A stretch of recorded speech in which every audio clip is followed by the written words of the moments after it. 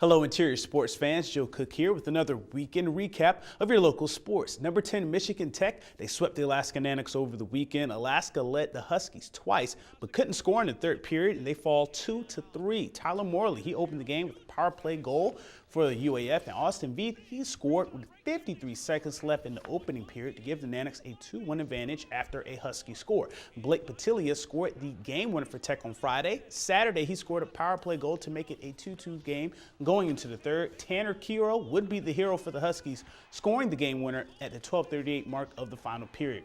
With the loss, UEF is 0-5-1 in their last 6 games. They will have a bye week before hosting Lake Superior State on February 6th and 7th at the Carlson Center. The UAF women's basketball team could not make up an 11-point difference in the second half against the Western Washington Vikings Saturday. Alaska trailed 43-32 at the break. They would lose 64-75. The Vikings used a late 9-0 run to gain separation. Western scored 21 points off of 17 Nana turnovers. Jeannie White led 3 other Vikings in double figures with 15 points. Senior Alaska guard Benisa Bulaya, she scored a game-high 17, while Stephanie Toonson, she grabbed a career-high 14 rebounds to go with 15 points. Sophomore guard Cassie Williams, at her first career start, she scored a career-high 9 points. UAF is 12-7 and 4-5 in the GNAC. They'll try to stop their 3-game skid at Northwest Nazarene on Thursday. The Alaska men's basketball team lost as well in a tight back-and-forth game with the Central Washington Wildcats. UAF overcame a 13-point deficit in the first half, and it was a seesaw game in the second.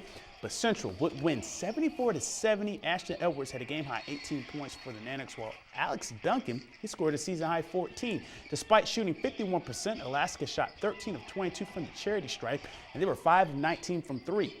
Central's Don Williams led the Wildcats with 15 points in the win. UAF is now 5-12 overall, 2-7 in the GNAC with their 5th straight loss. The men's team will start a 3-game road trip Thursday at Simon Fraser. After dismantling the Wenatchee Wild 7-1 on Friday night, the Fairbanks Ice Dogs brought out the brooms on Saturday. Fast forward to the beginning of the third period, 1-1 game, and Jesper Orval scores probably the best goal of the year with the spinorama to give the Ice Dogs a 2-1 lead. He had 7 points and 6 goals in the series, but Kyle Steffen quieted the Dipper crowd with the tying goal 41 seconds later. Then, with 4 minutes left in the game, Mike Cohn, he scored the game winner for Wenatchee, falling down. Mike Bouillon, he makes 22 saves, and the Wild get the split with the 3-2 win. The brooms break as the Ice Dogs' 6-game win streak ends. The season series ends in a 5-5 tie. Our kids have some pride. We've been playing awful good hockey the last 2 months, and we have a lot of pride. And I knew we'd respond. I didn't know we'd win, but I knew we'd have a better effort tonight. We've got to figure out ways to win back-to-back nights, and in order to win down the stretch and in playoffs, you've got to win back-to-back games to advance. So we have to address that this week and figure out a way to be more consistent Friday and Saturday. And high school hoops over the weekend, the Hutchinson Hawks, they won titles at the Dean Cummings Invitational Tournament in Delta Junction. The Hutch boys, they beat the Delta Junction Huskies 57-45 for the title. The Hutch girls, they defeated the Glen Allen Panthers 45-34. The North Pole Patriot boys team, they won 45-41 over Houston for 3rd place. For Hutchinson, Mike Benson was named tourney MVP. Ellie Veazey was a defensive MVP for the girls squad. Lathrop won 54-49 over Grace Christian, finishing 4th in the O'Brady's Invitational hosted by South Anchorage. And we wrap the weekend recap with another stellar edition of the I-5 Interior Top 5 Plays. Check them out. At number 5, DeAndre Campbell of North Pole with crossover and no-look pass to Simi skips for the finish. Nice play, but Lathrop gets the win on Wednesday.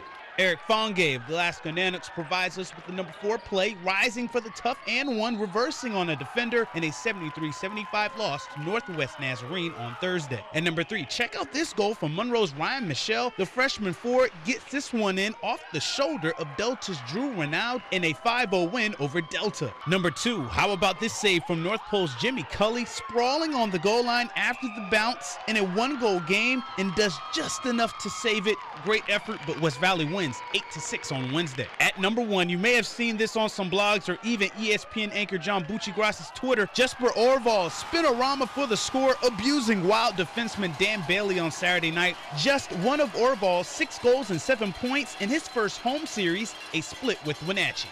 To vote for the Play of the Week, click on your play on the I-5 poll on Webster11.com. You can also comment on the KTVF Facebook and YouTube posts, and send a tweet to KTVF11 Sports on Twitter for your vote. The Play of the Week will be revealed this Friday. The I-5 Sports Report is brought to you by Adient Orthopedic Physical Therapy.